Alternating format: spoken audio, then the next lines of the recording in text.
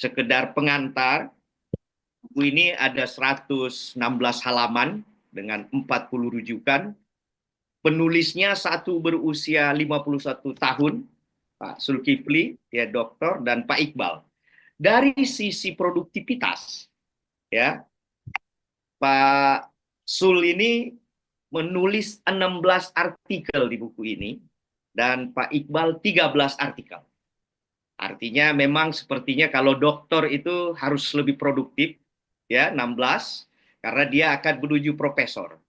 Sedangkan profesor 13 tulisannya ini memang lebih bijak sedikit nulis karena lebih selektif dia apa tema yang akan dia tulis. Nah ini kita bersyukur tulisan kabar dari Tokyo di Tribun Timur ini termasuk salah satu tulisan yang sering naik di koran kita tiap minggu ya secara berkala di hari Sabtu, dan kebetulan hari Sabtu ini lewat Zoom diskusi bedah bukunya gitu ya, 16 tulisan. Oke, kita akan beri kesempatan pertama dulu mungkin sedikit saya membaca bukunya. Jadi saya apakah Ibu sedikit dulu Pak Zul dulu, Pak Iqbal mungkin kita kasih 2-3 menit ya untuk membuka awal bagaimana sih awalnya sampai menuliskan buku ini gitu ya. Ide kenapa tertarik untuk membagikan pengalaman Tokyo, pengalaman di Jepang untuk kami-kami yang ada di Indonesia, khususnya di Makassar. Untuk pertama kita perserahkan ke Pak Zul, kemudian ke Pak Iqbal, lalu kita akan ke Prof. Sastia ya, Sastia. Ya, kita akan berikan waktu dia mengulas, memberikan apakah yang dari pengalaman ini. Silakan Pak Zul sebagai penulis pertama ya. Bismillahirrahmanirrahim. Assalamualaikum warahmatullahi wabarakatuh. Selamat pagi selamat pagi ya buat seluruh peserta bedah buku hari ini. Saya Zulkifli, salam kenal ya. Saya lengkap itu Zulkifli Mokhtar. Saya tinggal di Tokyo sudah sekitar 16 sampai 18 tahun lah ya. Tapi sekarang live dari Tokyo. Nah, jadi seperti yang Pak tadi Pak Tamsil, saya mau ucapkan terima kasih dulu kepada seluruh peserta yang hadir hari ini, terkhusus kepada teman dan guru saya Pak Iqbal, Profesor Iqbal Burhanuddin sebagai mitra buku kali ini, Pak Tasrif, Profesor Tasrif yang lagi sibuk di Kuala Lumpur masih sempat menyempatkan hadir hari ini, Bu Sastia, Profesor Sastia nih, lagi ada acara anak nih Pak Tamsil di Jepang, Undokai namanya gitu. Biasanya orang tua harus ada itu. Jadi Sastia menyempatkan diri hadir.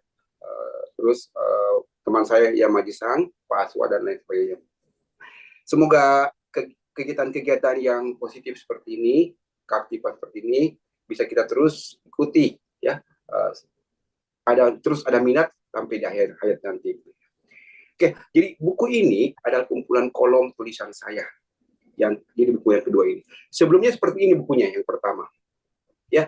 Jadi ini buku yang pertama itu sudah terbit tahun lalu, sudah dibedah buku juga.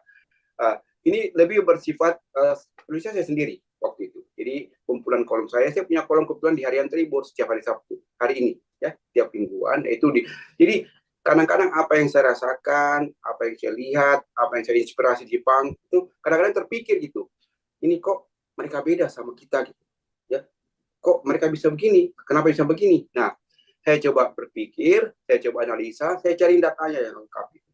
Jadilah sebuah kolom, jadilah sebuah kumpulan tulisan ini. Jadi bagi yang pernah tinggal di Jepang pasti juga merasakan, kok mereka bisa seperti ini, mereka bisa seperti ini, seperti ini. Nah, itu kita merasakan, kami jadikan sebagai kolom. Nah, tapi buku ini bukan bersifat sangat serius banget ya, soalnya kan ini kan kolom kan hari Sabtu pada saat hari libur. Jadi meskipun temanya lebih serius, tapi disajikan dalam bentuk populer dan cocok untuk jadikan ya teman-teman ngopi lah, teman minum kopi pagi Sabtu pagi. Mungkin itu penilaian saya Pak Iqbal. Saya serahkan Pak Iqbal. Di sekedar informasi buat Tribuners dan audiens yang ada di sini, Pak Zulkifli Mokhtar ini dulu saya bercakap dia ingin meneruskan kebiasaan ayahnya 30-40 tahun lalu di salah satu media tertua di surat kabar di Makassar, itu Pedoman Rakyat, yang rutin menulis juga artikel tiap hari Jumat kalau nggak salah seingat saya di Hmm. Pedoman Rakyat itu ya. Dan saat itu bapaknya hanya menulis tentang pesan-pesan agama, kali ini anaknya mengimplementasikan tulisan peradaban-peradaban tanda petik kehidupan Muslim ya, umat Muslim yang Muslim di Islam di Tokyo dan kemudian diterapkan dalam kehidupan nyata gitu. Nah, yang diberikan ke Pak Iqbal ini, tahun berapa Pak pengalaman itu ada di Tokyo sehingga bisa dituangkan dalam beberapa artikel ini. Silakan, Prof. Iqbal ya. Baik, terima kasih. Bagaimana suara saya? Ya, audiens jelas. Alhamdulillah. Baik. Pertama-tama alhamdulillahirrahmanirrahim. Ini kesempatan kedua kita bedah buku ya, bukunya Pak Asul ya. Jadi pertama terima kasih Pak Tamsil. Dan terima kasih kepada Tasrif Sensei yang sedang di Kuala Lumpur sekarang. Terima kasih ke Sastia Sensei, Haji Maste. Ini pertama saya katanya ternyata sudah 2 kali di Unhas memberi materi ya. Saya tadi bincang sama Pak Prof. Ahyar, cuma tidak sempat itu hari ketemu. Pas Mas Suar juga terima kasih banyak bisa berhadir bersama kita di tengah kesibukannya. Alhamdulillah Rabbil Alamin, kita masih diberikan kesempatan untuk bisa bersama meskipun dalam suasana Zoom, dalam suasana untuk membedah buku, menyelisih kekuatan yang kedua ya dari buku Pak Asul. Mungkin kita pernah, sebelum saya cerita sedikit begini, mungkin kita pernah mendengar ya guyonan ataukah anekdot yang mengatakan bahwa kalau orang Jepang itu membaca 2 kalimat sehari itu langsung masuk surga. Jadi saya kira ini cuma anekdot ya, bahwa mungkin karena keseharian ya, nilai-nilai kehidupan keseharian yang dia sampaikan, yang dia perlihatkan itu sehingga muncul itu guyonan seperti itu. Saya kira itu pesan paling bagus bahwa ada satu hal, bahkan kalau kita melihat kadang orang Jepang itu lebih Islami daripada kita. Tapi tentu di sisi lainnya tentu ada ya, semua saya kira negara punya kekurangan ya. Cuma dalam buku ini kan kita mengangkat yang kelebihan-kelebihan atau keunggulan daripada orang Jepang ya, yang tentu harapan kita nanti bisa menjadi referensi buat kita di Indonesia ya. Jadi awalnya buku ini ya pertama waktu tahun 2022 itu kan saya diminta Pak Sul untuk memberikan testimoni pada buku pertamanya ya, yang judulnya juga sama, menyelisih kekuatan mereka, yaitu juga sama dengan isinya, jadi menyampaikan bagaimana orang Jepang bisa unggul di tengah-tengah keterbatasan seperti itu ya. Jadi menarik sekali, dan termasuk selalu setiap Sabtu ini saya tunggu tulisannya Pak Sul di Tribun. Jadi tentang Tokyo ya. Nah, kemudian di waktu ada kesempatan saya di tahun 2022 akhir itu, saya ada kesempatan kegiatan Same Dikti atau sabbatical leave-nya program Same 3 bulan. Kebetulan Pak Sul, saya berkomunikasi, dia menawarkan untuk menulis bersama. Tentu saya sangat senang sekali saya bisa menulis ya, menyampaikan pengalaman-pengalaman. Kebetulan saya pernah di Jepang selama kurang lebih 6 tahun ya. Jadi ada pengalaman-pengalaman. Sayaki University ya, Prof ya. Ya, saya di Miyazaki University Miyazaki. ya, waktu S1, S2 di Kagoshima University, dan beberapa kali juga kegiatan kunjungan ke beberapa daerah lain ya. Jadi waktu itu Pak Sul meminta untuk menulis, tentu saya sangat senang sekali saya bisa menyalurkan atau menuliskan saya punya pengalaman-pengalaman selama di sana.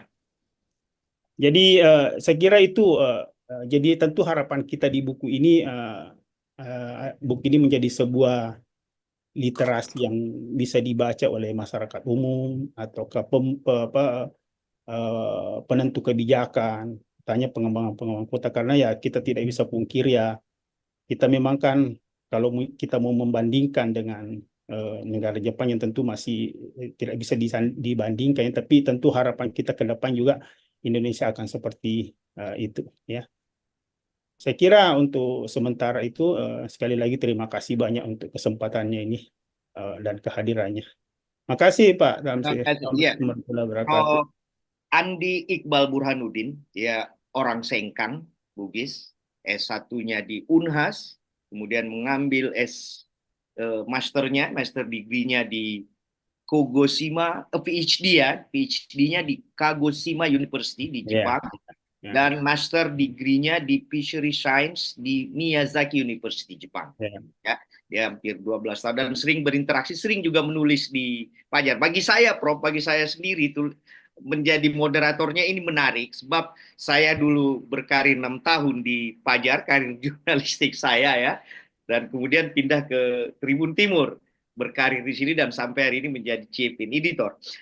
Interaksi tentang Jepang salah satu mimpi saya ya, membandingkan dengan berlatar belakang pesantren. Saya memang melihat, wah ini Jepang nih, kehidupan di sana betul-betul menerapkan ajaran Islam. Betul anekdot Pak Iqbal tadi, andaikan orang Jepang langsung bersahadat, mungkin dia akan langsung masuk surga. Nah tadi ya, ini kita akan kasih kesempatan ke Pop Sastria ya, dia seorang ahli bioteknologi dari IPB, Institut Pertanian Bogor, kemudian sekarang menetap menjadi peneliti di Osaka University di Jepang. Ya, baca tadi siapa dia di antara ini pernah mendapat beberapa penghargaan Uriel Woman di Jepang, dan sekarang satu-satunya katanya wanita asing pertama yang mendapat penghargaan di Osaka University, dan seperti Prof Zul tadi bilang mendapat laboratorium. Saya tidak tahu bagaimana itu kalau predikat memegang sebuah laboratorium itu seperti apa kira-kira itu ya. Bisa dicerita sedikit Prof, itu apa itu makna, jadi kalau punya laboratorium sendiri itu maknanya apa itu bagi kami itu di Indonesia, sebelum mengulas tentang, mudah-mudahan bisa bahasa buku ini. Silakan. Ya, Assalamualaikum warahmatullahi wabarakatuh. Terima kasih banyak kesempatannya diundang untuk berbagi hari ini oleh kawan saya, Dr. Zulkifli. Terima kasih banyak ya untuk undangannya. Senang sekali bisa berkesempatan untuk berbagi juga. Hari ini saya live dari Osaka, Jepang. Dan saat ini sudah 20 tahun tinggal di Jepang. Sebelumnya saya mendapatkan beasiswa penuh dari pemerintah Jepang untuk S2 dan S3 setelah lulus dari ITB. Lalu selama berkarir sebagai akademisi, pada akhirnya saya mendapatkan posisi permanen di Osaka University, dan baru 2 tahun yang lalu saya memulai lab saya gitu ya sebagai principal investigator di Global Food and Agritech Laboratory. Di Jepang itu sendiri untuk mendapatkan PI position atau memimpin lab itu bukan hal yang mudah ya, karena itu biasanya adalah yang dikejar setiap akademisi yang ada di Jepang. Karena berbeda struktur dengan akademisi di Indonesia yang biasanya tidak mengepalai satu lab sendiri, tapi bergabung pada kelompok keilmuan.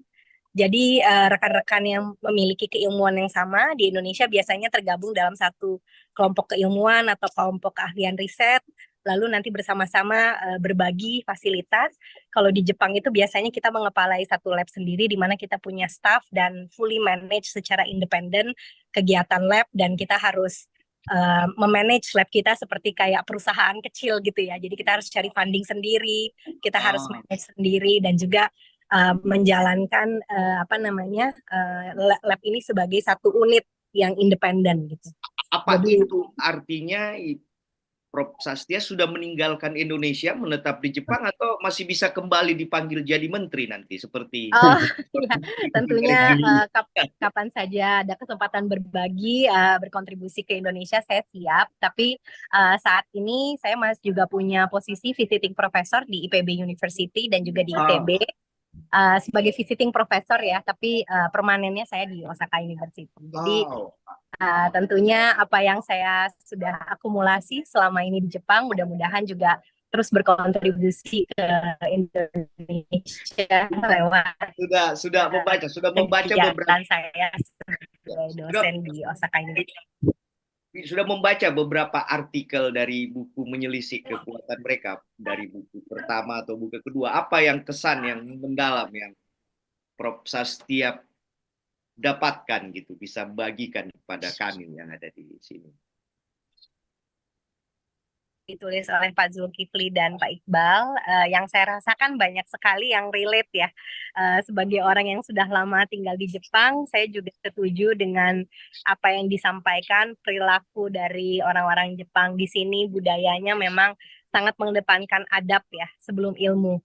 Dan menurut saya itu satu hal yang sangat penting karena di ajaran agama kita juga sebetulnya itu diajarkan demikian ya. Tapi sayangnya nilai-nilai seperti itu banyak hilang, terutama di kita berbangsa, berinteraksi sesama individu, menjalankan peran kita sehari-hari di Indonesia, banyak sekali nilai-nilai budaya maupun nilai-nilai agama yang tidak diterapkan dalam kehidupan sehari-hari. Yang pertama dari buku Menyelisih Kekuatan Mereka yang nomor 2 ini, chapter 2 terkait pelajaran dari kertas kecil ya, budaya tepat waktu, itu sebenarnya berakar dari tidak merugikan orang lain. Jadi di Jepang itu kalau misalnya ada keterlambatan itu betul-betul minta maaf berkali-kali gitu ya. Dan saya suka heran kadang kalau misalnya saya naik airline Indonesia gitu ya, penerbangannya delay 30 menit, 1 jam, itu tidak ada permohonan maaf gitu. Padahal di Jepang berangkat 5 menit terlambat aja tuh minta maaf panjang, dan juga sampai kalau misalnya beberapa waktu itu sampai dituliskan kertas gitu ya bahwa keretanya terlambat, agar ini menjadi basis karena orang Jepang itu biasanya tidak pernah telat. Jadi kalau ada sesuatu yang memang mereka terlambat bukan karena kesalahan mereka sendiri, itu penyedia jasanya itu bertanggung jawab gitu ya. Jadi itu menurut saya penting sekali untuk diaplikasikan profesionalitas, budaya tepat waktu, karena pada dasar akarnya itu adalah kita hidup jangan sampai merugikan orang lain. Itu diajarkan sejak dini ya, prinsip itu. Yang kedua, mundur pada saatnya, chapter 11, itu bercerita terkait dengan pemimpin yang bertanggung jawab. Dan ini saya rasakan betul ketika saya baru pertama kali menjadi staff ya. Waktu itu saya bekerja di bawah mentor profesor ya, dia yang mengepalai lab, namanya Profesor Fukusaki. Waktu pas saya masih staff sekitar 5-10 tahun yang lalu, mahasiswa yang saya ajarkan salah pakai alat sehingga alatnya rusak. Lalu saya menghadap beliau bilang kalau saya berbuat salah karena alatnya rusak. Padahal itu sebetulnya bukan saya yang merusakin gitu ya, tapi orang yang saya ajarkan melakukan kesalahan. Tapi saya lapor ke beliau dan beliau bilang itu saya yang salah.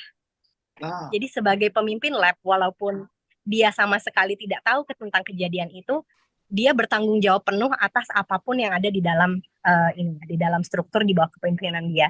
Dan menurut saya sifat satria seperti ini itu banyak hilang di pemimpin Indonesia saat ini.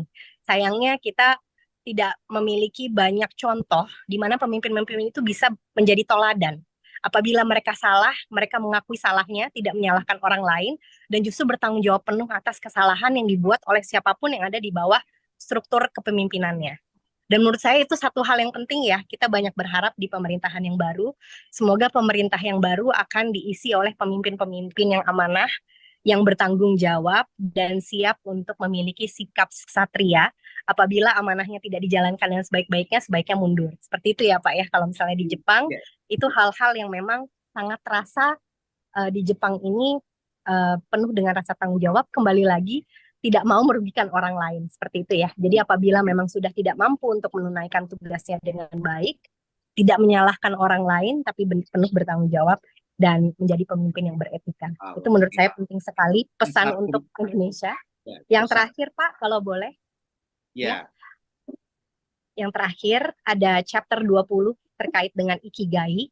Ya, betul. Saya menanyakan itu, Ikigai ya. Ya. Iya.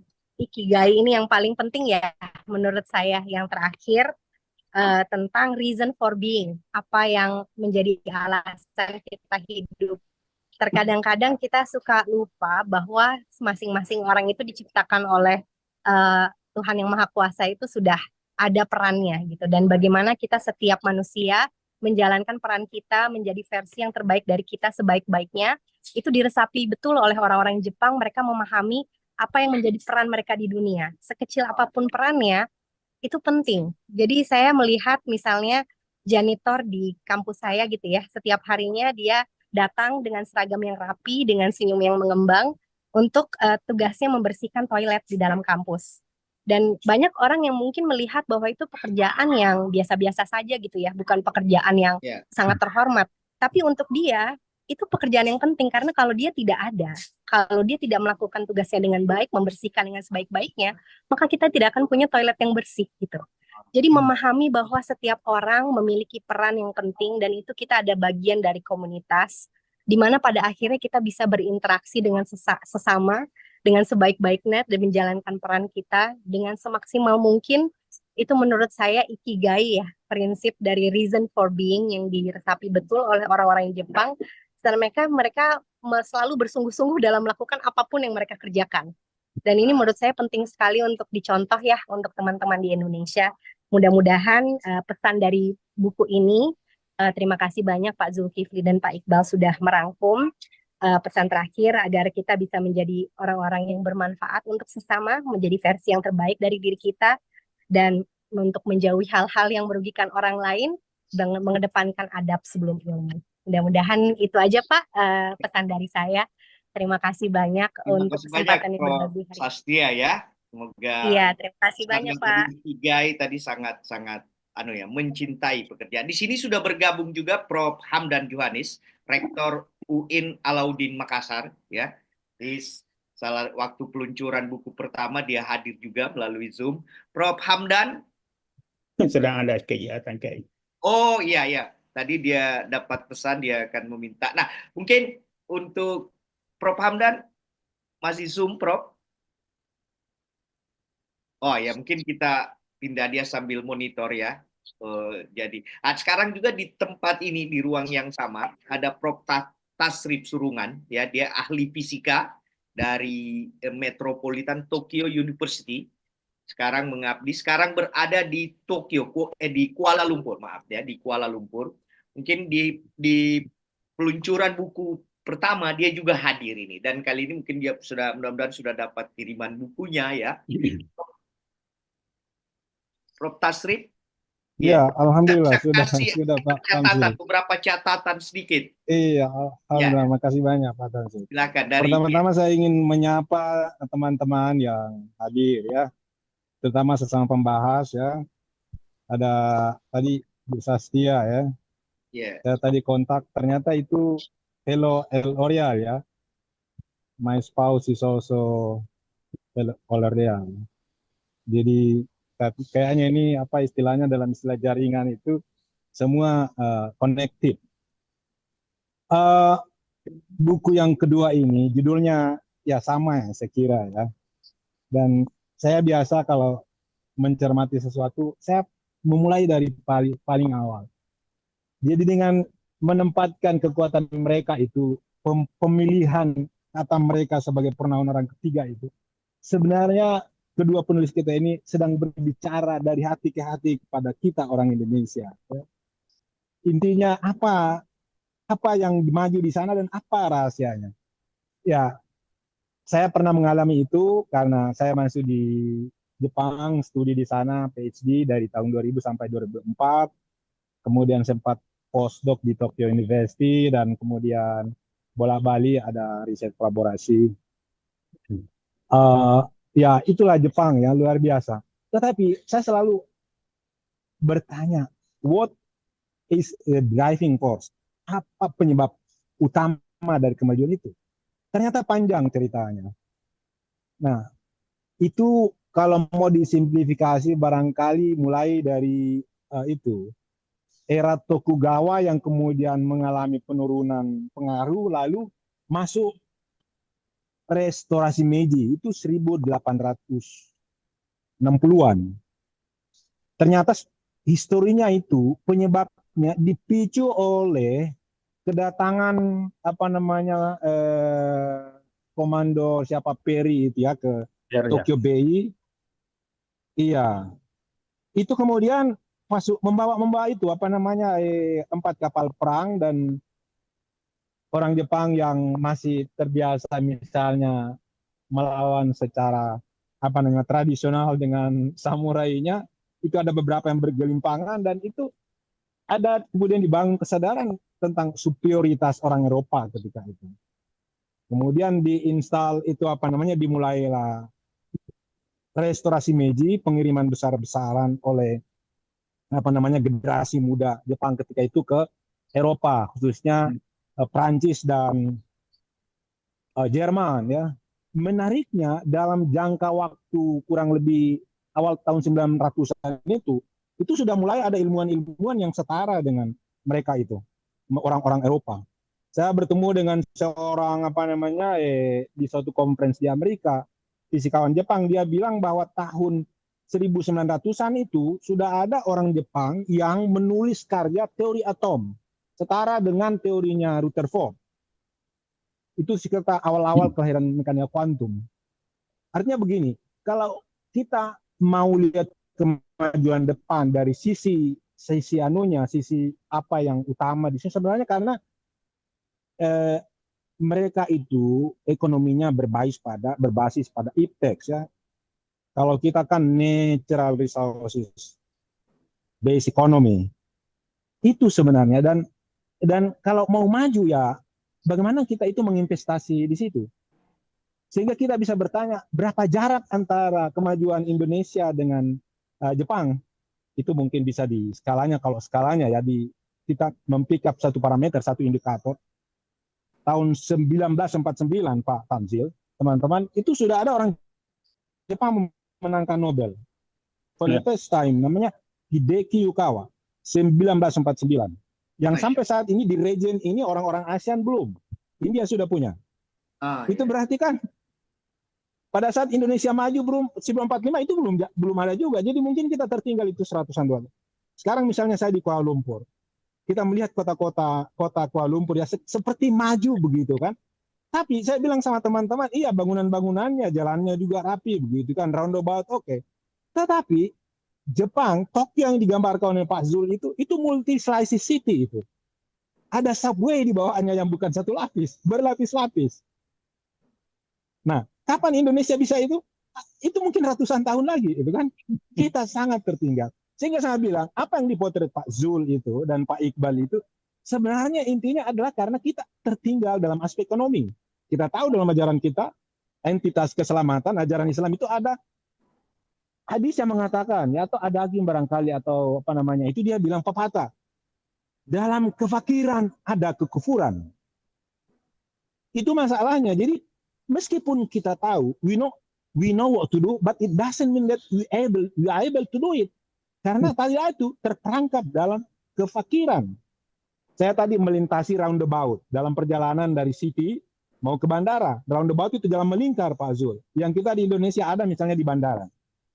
Ya, teman saya bilang satu-satunya roundabout itu di dunia yang masih memasang traffic light itu Indonesia itu. Sebenarnya roundabout itu jalan melingkar itu tidak perlu traffic light seperti di HI itu tidak perlu karena itu self managing. Ada aturannya. Berdasarkan aliran kendaraan di roundabout kita tinggal melihat ke kanan. Kalau ada kendaraan sekarang berarti kita less priority, kita biarkan dulu dia masuk. Apa maksudnya? Roundabout pun dalam konteks Indonesia kita tidak bisa terapkan. Kenapa? Karena rasio kendaraan dan jalan memang kecil. Lagi-lagi akarnya adalah ekonomi, terperangkap di dalam itu tadi kefakiran. Kita terlalu banyak. Itu masalahnya. Jadi kalau mau Indonesia maju, apalagi kita mencanangkan itu tahun 2040 Indonesia emas, itu kita sudah bisa keluar dari middle trap income, middle economy trap. Itu kita harus bergeser dari ekonomi yang berbasis pada mengekstrak, mengeksplorasi sumber daya alam tanpa nilai tambah yang memadai. Harus bisa masuk ke penguatan iptex. Dan ini di sini kita masalah ini. Akibat dari rendahnya kita punya intelektualitas, tingkat pendidikan,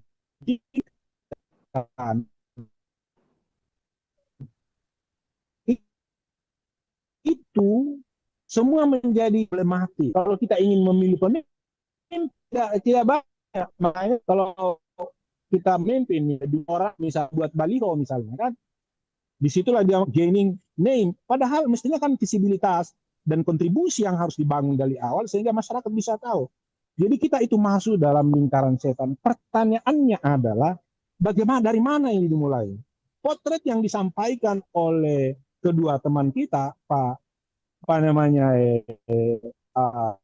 Zul, bagian yang menyadarkan kita bahwa mereka maju.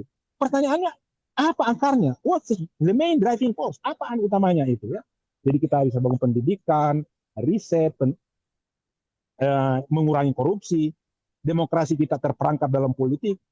Kenapa bisa terperangkap dalam politik? Itu tadi karena rata-rata ya miskin ya, baik miskin secara materi dan miskin wawasan, itu masalahnya. Apa yang disampaikan Pak Zuli itu mestinya bisa menjadi trigger bahwa itu fenomena itu harus bisa kita bawa, temu kenali akar masalah kita. Dan kita mulai dari situ. Kalau tidak, ini momentumnya 19 Oktober ini, besok pelantikan kabinet baru, ya, itu mestinya bisa lebih efisien misalnya. Tapi saya dengar mulai agak gemuk, ya, bandingkanlah kabinet-kabinet negara besar di luar, saya kira tidak segemuk itu. Tapi gitulah, Indonesia ini sulit kita dimulai dari mana, karena misalnya ya, kalau kita mau membangun negeri kita itu, tadi mestinya modal kekayaan sumber daya alam itu dijadikan modal mestinya kan. Tapi kan itu juga tidak kita bagi dengan baik. Undang-Undang 45, Founding Fathers kita sudah mengatakan begini, bumi dan air dan kekayaan alam yang terkandung di dalamnya dikuasai oleh negara dan dipergunakan untuk sebesar-besar kemakmuran rakyat. Ini kalau ini dikelola dengan baik, kita bisa membangun lembaga riset. Kalau di Jepang itu ada namanya RIKEN. Itu ada di sejumlah kota itu. Kalau kita cuma ada BRI misalnya Jakarta dan sedikit, ya, dananya juga tidak seberapa. GDP kita itu dibandingkan di Jepang, kalau kita itu sekitar sama 1,4 triliun dollars ya, 4,6 kalau Jepang. Kita termasuk tidak masuk dalam 10 besar. Makanya ada di 20 kita dalam 6 besar. Itu pun kan dibagi dengan jumlah penduduk yang lumayan banyak.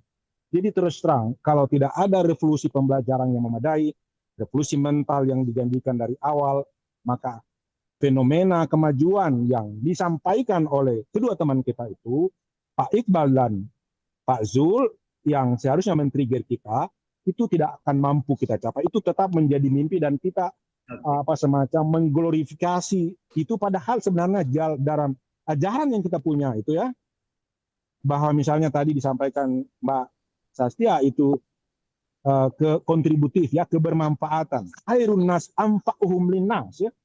Yang paling mulia itu yang paling bermanfaat. Tapi kan ini bergeser sekarang ini. Yang paling mulia itu yang memiliki materi yang paling banyak. Meskipun materi itu hasil akumulasi misalnya inkonsistensi misalnya. Jadi apa yang disebutkan oleh Bapak Presiden kita itu yang akan dilantik besok, bahwa pemberantasan korupsi harus benar-benar jalankan, ya, itu sangat menjanjikan. Ya. Tapi banyak, bukan cuma itu, harus serentak ya.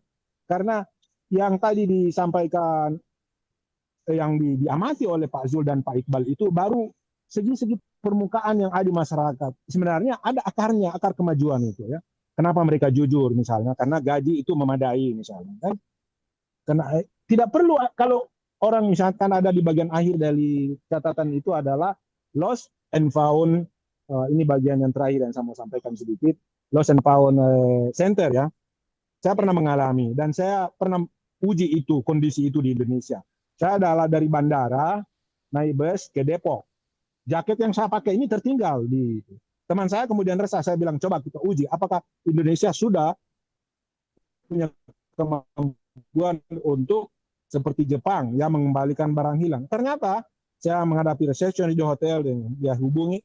Ternyata 2 jam kemudian barang itu kembali Pak itu. Saya bilang alhamdulillah, syukur. Baru 2 pekan yang lalu di acara Desnatalis Unas, HP saya yang saya pakai ini itu tertimanya dan profesor sebut kembali juga. Apa artinya? Kelas menengah yang sudah beres itu, kan saya isinya di hotel itu kan kelas menengah itu Pak Tamzil. Artinya orang yang sudah mulai beres dengan ekonominya kan.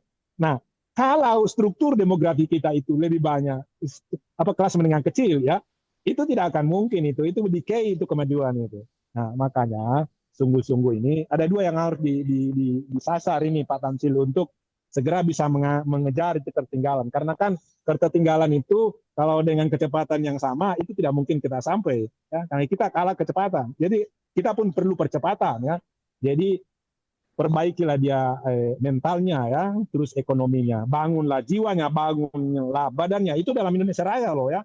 Sebenarnya Undang-Undang 45 itu kalau diimplementasikan bagus, termasuk dalam pengolahan sumber daya alam itu dengan baik, tidak ada yang loss.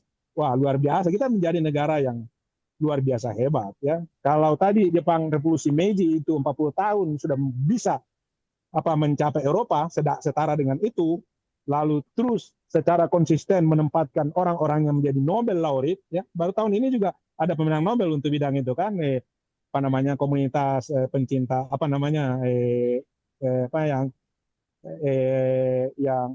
itu anti pengembangan senjata itu kan, pemusnah massal bidang nuklir. Nuklir itu harus untuk perdamaian.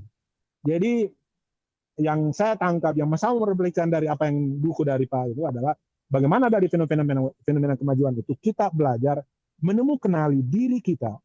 Saya percaya bahwa orang yang paling kepribadian yang paling bagus itu pasti kita temukan dalam penganut entitas keselamatannya. Cuma itu kan tidak banyak, karena ada kan dalilnya itu. Al-Islam ya'lu wala yu'la alaih. Sebenarnya iya, tidak itu. Nah, masalahnya kita jauh dari situ. Tadi Pak Iqbal sempat menyebut bahwa orang Jepang itu sekali bersahabat dia sudah masuk sekali, dia sudah beres dari segi kebermanfaatan. Kita ini karena terperangkap dari tadi kefakiran, kita banyak inkonsisten, kita meninggalkan ajaran-ajaran.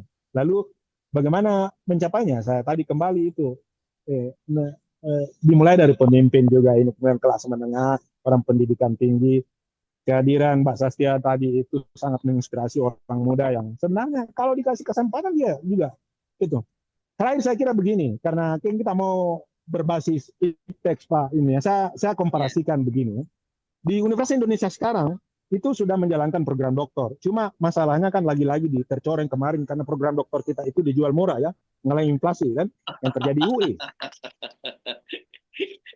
Di Jepang itu pada zamannya itu ketika mereka menyadari bahwa PhD mereka itu belum tentu sekualitas langsung dengan orang-orang yang ada di Eropa dan Amerika, itu pada tahun-tahun 70-an 80-an. Ada program berikutnya yang mereka tawarkan itu Pak Tanzil. Apa itu? Memberi postdoc kepada fresh graduate PhD mereka itu.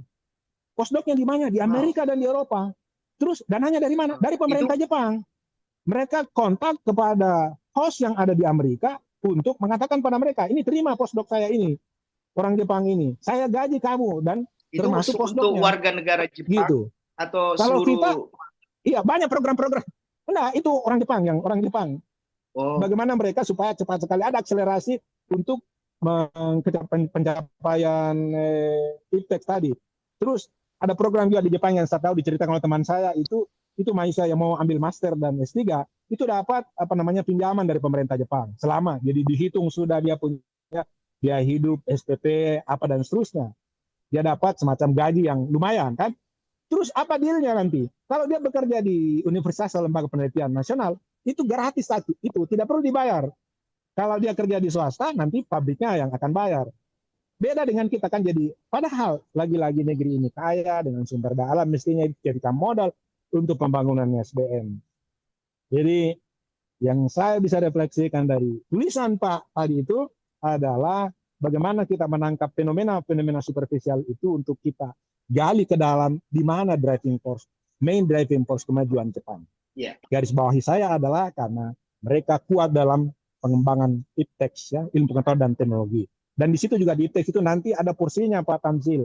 Ada namanya hard sciences, ada soft sciences. Hard science itu harus kuat matematik dan fisik. Kalau matematik dan fisik itu lemah, hard science, sains yang tidak proporsional juga tidak akan mampu mendrive Indonesia ini menjadi negara maju. Tidak mungkin. Kita tidak mungkin membangun industri yang kuat, yang kompetitif. Itu anunya Pak. Indonesia ini dari katanya perspektif saya, ya, makasih. Kebanyakan program ilmu sosialnya daripada ilmu sainsnya. Ya. Ilmu sosial penting, tapi proporsinya harus bagus. Ya, proporsinya harus bagus. Kalau jadi bagaimana membangun penguatan tapi tadi ini Saya agak segera minta pamit ini karena ya, mungkin kalau silakan. ini Masih ada waktu sedikit. tadi juga itu tadi saya di chapter 29 di buku ini itu kehilangan 2 handphone ceritanya Pak Zulkifli itu katanya dari 500.000 yang hilang di catatan BBC waktu itu ya, di BBC menulis sebuah laporan. Itu 83%-nya itu kembali, itu handphone itu kembali gitu ya. Itu takjub betul itu membayangkan. Itu ada kaitannya dengan itu. Tadi saya memberikan contoh yang saya alami di Indonesia loh ya. Kembali handphone saya dan kembali jaket saya. Itu karena itu tadi analisis saya kelas menengah. Ada kaitannya dengan itu tadi dalam kefakiran ada kekufuran. Maksudnya banyak orang yang miskin, ya kan? Maka itu terpaksa kalau dia dapat sesuatu di jalan, ya dia ambil meskipun dia punya. Tetapi ini agak paradoks Pak ini, karena koruptor kita itu biasanya orang-orang kaya juga, gitu kan? Itu masalahnya. Jadi sungguh-sungguh, terima kasih. Kefakiran itu harus ada 2 itu, fakir materi dan fakir iman dan ilmu. Itu ini masalahnya Pak. Terima kasih Prof. Ini sangat. Terima kasih Pak. Terima kasih bahwa teman-teman yang lain. Disampaikan oleh Pak Zul dan Pak Iqbal di bukunya dituliskan itu mendapatkan pembenaran, mengkonfirmasikan bahwa itu betul dan dicoba di Indonesia. Alhamdulillah ada juga kembali, tapi tidak seperti Jepang. Ya, we can. Yes, we can. Yes, we can. Ya, kita bisa insya Allah. Tadi saya malah garis bawahi bahwa orang Indonesia kalau kelas-kelas yang memang beriman dan berilmu itu, misalnya sekelas Pak Habibie itu kan, tapi kan tidak banyak. Sekelas Pak Iqbal, sekelas itu, insya Allah itu sudah lebih bagus dari sebagian besar orang Jepang gitu kan. Ini yang harus dibangun Pak Tamzil. Tadi terima kasih Prof. Tasrim untuk sementara ya. Tadi saya sampaikan muncul juga rektor IAIN ya, UIN Alauddin, Prof. Hamdan Johanis. Tapi karena dia ada acara salam Pak Hamdan ya. Saya harus pamit ini karena saya harus segera ke imigrasi. Siap, terima kasih banyak Prof. Semoga tetap monitor kita dan nanti akan kita beritakan juga nih Prof pada wartawan yang meliput ini dan direkam gitu ya. Terima kasih banyak Prof. Tasrif ya. Terima kasih. Terima kasih banyak Pak. Hati-hati di jalan. Terima kasih Pak Iqbal. Kuala Lumpur. Sampai jumpa besok. Iya. Oke. Terima kasih. Aidi, kita masih live di YouTube Tribun Channel Tribun Timur dan di acara Bedah Buku Menyelisih Kekuatan Mereka yang kedua ya. Ini sebentar mungkin di akhir ini, tadi Prof. Hamdan masih memberi sambutan, Pak Zul, tadi saya sempat WA beliau, dia akan bergabung mungkin 5-15 menit ke depan. Ya, tapi di sini saya lihat ada Pak Masayaki Yamaji. Ya. Bulan lalu kami di Tribun menggelar diskusi juga dan dihadiri Mokoto Ito, dia dari Metropolitan University juga hadir membahas tentang kekuatan di Unhas. Kita menggelar Tribun, menggelar seminar dengan Unhas dan dia mengatakan seperti ini, bahwa kalau orang Jepang itu malu ya, dia bunuh dirinya. Tapi kalau orang Bugis yang malu katanya, dia menikam orang lain, dia membunuh orang lain. Nah, itu kami bisa mungkin Pak Wisayaki semoga bisa berbahasa Indonesia dengan baik. Samping mungkin Kak Aswar, Kak Dr. Aswar kita kasih kesempatan juga nanti ya. Silakan Masayaki Yamaji, Anda memperkenalkan diri dulu, kemudian kami ya. Nama saya Masayoshi Yamaji, Masayoshi Yamaji ya. Masayoshi Yamaji. Ya, seorang teman Bapak Zulkifli. Seorang teman hanya itu saja ya. Dia terima kasih saya diundang di sini. Saya dari kapan ya? Mungkin kira-kira 3 atau 4 tahun lalu saya pertama-tama bertemu Bapak Zulkifli melalui teman saya orang Jepang yang sudah meninggal dunia ya. Dan pernah Bapak Zulkifli kirim saya buku dia yang pertama. Dan saya baca itu dan sangat berminat apa orang Indonesia lihat orang Jepang dan dunia Jepang dan negara Jepang. Terus orang Jepang tidak sadar atau tidak peduli sesuatu orang asing yang sadar dan tidak peduli. Terus katanya Bapak Zulkifli sudah tulis dan sudah publish buku kedua dia, dan saya ingin sekali baca itu, tapi buku itu belum dikirim ke Indonesia, hanya di Jepang saja kan. Saya sangat berminat pada itu. Saya tunggu-tunggu sudah lama buku itu. Nah, hari ini dia ajak saya ke meeting ini. Saya pikir tentang buku itu saya dapat beberapa informasi. Ternyata ada orang-orang besar-besar dari Indonesia dan Jepang. Saya sedikit kaget sekarang. Ya, Terima kasih Yamaji-san, arigatou Baik, gozaimashita. baik. ya. Ini terima kasih Pak Yamaji. Yamaji-san atau Masayoshi-san kalau mau menyapa. Ya, kalau di Jepang, Yamaji itu nama keluarga. Ah, Nama keluarga antara orang Jepang biasanya panggil nama keluarga saja. Yamaji-san. Ya, kalau sudah cukup akrab, Cukup akrab, boleh panggil nama pribadi. Ya. Ya. Terima kasih Anda memberi wawasan ya gini. Prof. Aswar, Kak Aswar masih monitor ini peserta pertama. Mungkin kita bisa kasih memberi tanggapan juga Kak Aswar. Kak Aswar. Nah, ini mungkin lagi sebentar. Nah, kita kembalikan dulu ke Pak Prof. Iqbal dulu ya. Bagaimana selain ini, Prof. ini ada beberapa catatan saya lihat tentang apa yang kita tuliskan dari 13 artikel yang dibagikan. Tulisan yang paling berkesan dan membuat Anda gregetan gitu tentang Indonesia dan Jepang itu apa saja Prof. Iqbal ya yang bisa dibagikan di sini dari 13 artikel kita salah satunya ini. Apakah yang ikigai itu ya atau bagaimana setahu saya ikigai ini orang-orangnya di sebuah pulau dan dia long life gitu ya, dia usianya lebih panjang katanya ketika dia memakai menerapkan ini. Ya, betul Pak. Jadi saya juga berapa kali nulis tentang ikigai itu ya. Jadi itu saya kira suatu nilai-nilai kehidupan orang Jepang yang ya saya boleh dikata juga sangat Islami juga ya, karena kita kan juga selalu diinikan supaya selalu optimis dengan kehidupan kita ini.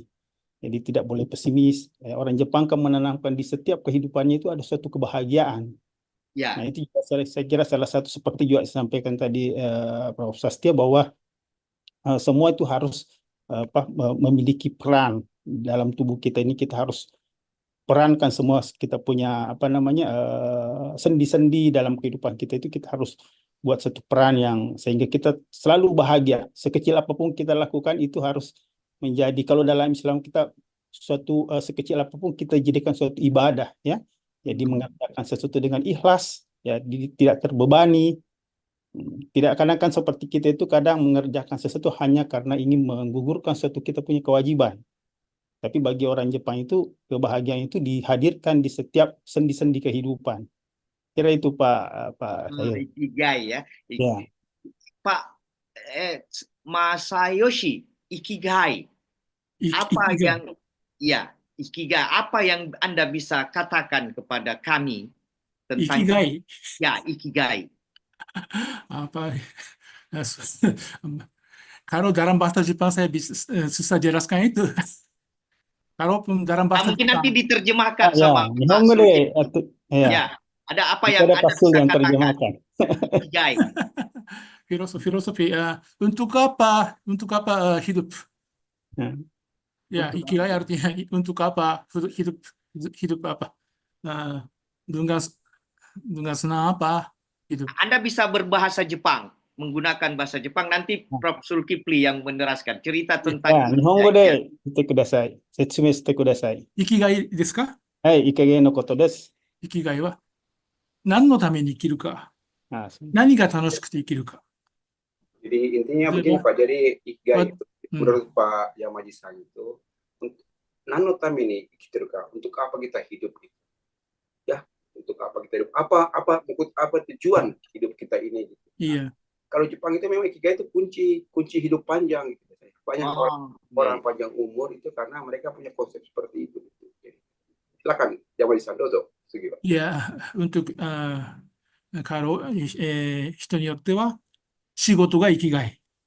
Hmm. 人によっては家族が生きがい。 Iya, ya. Itu masing-masing beda.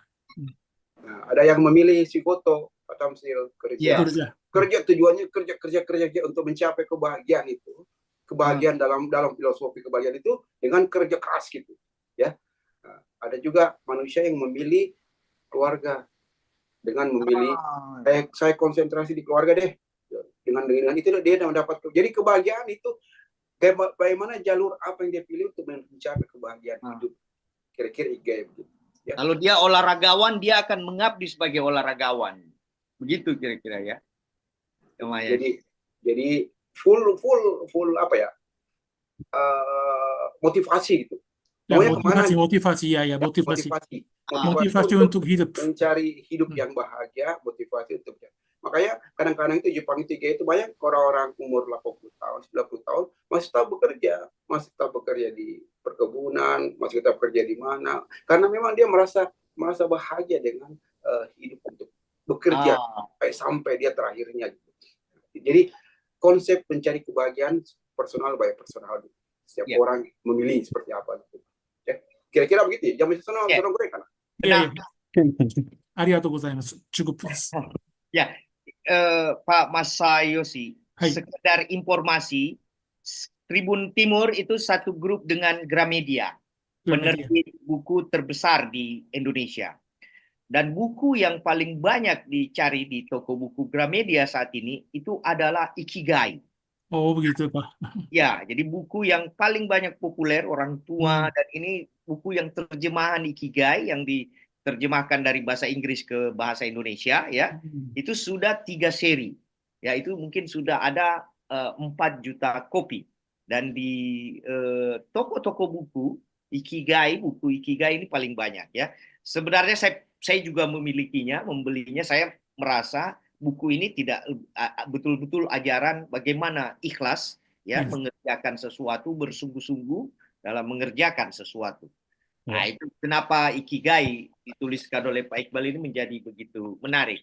Ya, di sini kita buka forum juga, ya. Mungkin bisa nanti ditambahkan sama Pak Zulkifli. Ada Adik Muhammad Syakir, ada Ratna Edi juga di forum Zoom ini, ya.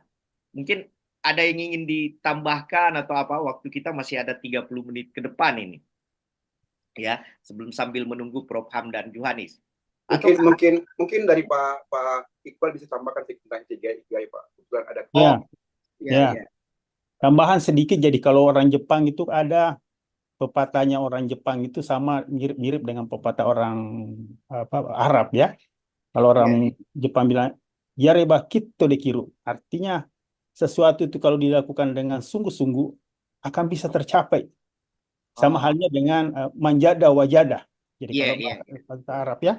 Jadi barang siapa yang bersungguh-sungguh, ia akan mencapai tujuan. Jadi seperti itu. Iya, ya. Itu aja, ya. Saya membaca ini di buku yang pertama, dan saya menuliskannya dalam sebuah artikel dulu, bahwa perusahaan di Jepang yang berusia 200-300 tahun itu jarang ada, itu tak banyak gitu, ya. Itu juga di buku pertama Pak Zulkifli juga menuliskan gitu, ya, bahwa usia perusahaan di sana walaupun dia warung kecil tapi bisa berusia sampai 100 tahun, 200 tahun gitu. Belum lagi perusahaan seperti Yamaha, Honda, Suzuki itu berusia panjang, ya. Itu bisa dijelaskan apa ini bagian dari Ikigai, konsep Ikigai, atau ada yang lain, ada culture yang lain gitu.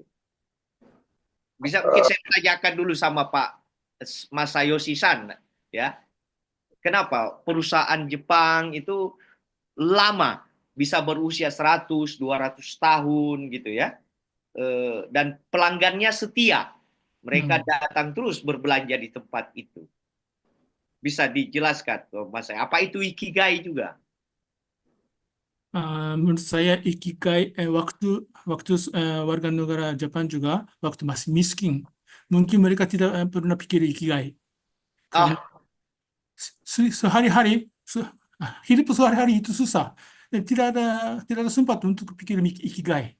Mungkin orang Indonesia juga sama kan, mungkin. Dulu masih banyak yang miskin. sekarang ekonomi naik, orang Indonesia semakin hartanya besar dan semakin kaya. Jadi sudah mereka punya sempat punya waktu untuk memikirkan ikigai. Sekarang juga orang miskin tidak pernah pikir ikigai. Mereka susah hidup. Sehari-hari cari makanan, cari uang terus. Tidak bisa cari ikigai. Menurut saya. Iya. Oke. Jadi di bagian ini di buku ini saya mencatat ada 6 chapter ya. Yang chapter yang terbanyak dari sini itu ada science, ya, ekonomi, politik, education, health, environment, lingkungan, security, safety. Ya, ada 5. Yang terbanyak ini adalah education dan health. Ya, Jadi, education juga. ya, education dan health. Ini bagi Pak Sul, kenapa Anda lebih banyak menuliskan tentang lingkungan dan pendidikan? Dan saya lihat beberapa artikel tentang kisah anak Anda gitu ya, dia persaingan gitu. Ini bisa dijelaskan lebih dalam sedikit nih. Kenapa lebih banyak artikel ini yang Anda pilih? Ya, terima kasih Pak Tamsil. Jadi begini, jadi saya kadang-kadang merenungi kenapa kok Indonesia tidak bisa kayak Jepang gitu ya. Kalau saya pikir ya, kita punya warga negara muda 2 kali lipat dibanding Jepang. Kita punya luas wilayah, punya apa lebih jauh di bawah Jepang, kok nggak bisa? Tadi Pak Profesor Arfi sudah sempat menyinggung loh bahwa kita perlu menemukanali gitu, menemukanali apa yang salah dari negara kita kira-kira ya. Nah, mungkin Pak Tarsus tadi bilang kita kemana-mana banyak kok bangunan-bangunan tinggi, ya banyak teknologi baru di semua negara gitu, semua berlomba sekarang ya membangun negara high super city, membangun teknologi baru dan sebagainya. Tapi ada satu yang menarik di Jepang yang saya lihat itu Pak Tamsil, high trust society. High trust society. Ya, ya. Itu soft power mereka gitu. Soft power mereka. Itu perlu digarisbawahi di situ. Mereka saling percaya. Saling percaya, komunitas yang saling percaya banget. Oke. Saling percaya. Nah, inti di buku ini, Pak Tamsil, itu kira-kira mungkin merangkum semua itu. Jadi saya melihat ada dua fundamental. Jadi pilar utama untuk kota-kota layak huni yang maju itu memang ada beberapa ya, ekonomi, aksesibilitas, kekainan. Tapi ada nilai-nilai soft power yang perlu kita improve di Indonesia itu high trust society. Ya, jadi mereka seperti mereka dapat dompet jatuh langsung kembalikan. Ya, mereka tidak mau sentuh barangnya orang, berusaha tepat waktu. Seperti yang Ibu Sasya tadi bilang, tidak menyulitkan orang lain. Tidak menyulitkan orang lain. Ya, memudahkan orang lain, tidak menyulitkan orang lain, dan tidak membuat orang tidak percaya kepada orang lain. Itu sudah sebuah kekurang baikan jika orang tidak percaya kepada kita. Nah, itulah high trust society, itu yang perlu dibangun gitu. Ya. Ini apa karena di Jepang itu mereka dalam satu suku yang sama dibandingkan Indonesia kan ada 80 suku yang berbeda gitu, ya. Nah, kalau di Jepang ya katanya satu suku sama-sama atau bagaimana, bisa dijelaskan? Ada beberapa chapter yang membahas itu Pak Tamsil di buku ini. Misalnya kayak tadi yang bisa saya bilang itu apa? Jadi saya melihat dua konsep yang paling penting itu pendidikan yang bagus dan keteraturan sistem. Yeah. Jadi sistem betul-betul diatur, Pak. Nah, dari itu juga dididik. Misalnya kayak tadi ya, tadi Ibu Sasya bilang kita kalau naik kereta terlambat, dikasih pada saat terlambat tiba di tujuan dikasih kertas kecil gitu, Chiensho Meisho namanya. Nah, itu bisa dipakai untuk melapor ke company bahwa kami terlambat karena kereta. Betul-betul bukan karena human error gitu. Betul-betul karena kereta gitu dan sebagainya. Jadi ada high trust society itu perlu dibangun dengan dua konsep. Pertama, kepiawaian membangun sistem. Oke. Membangun sistem, Pak, perlu. Bukan sekedar edukasi aja, kita harus pintar membangun sistem. Karena begini, saya kasih contoh, Pak Tamsil.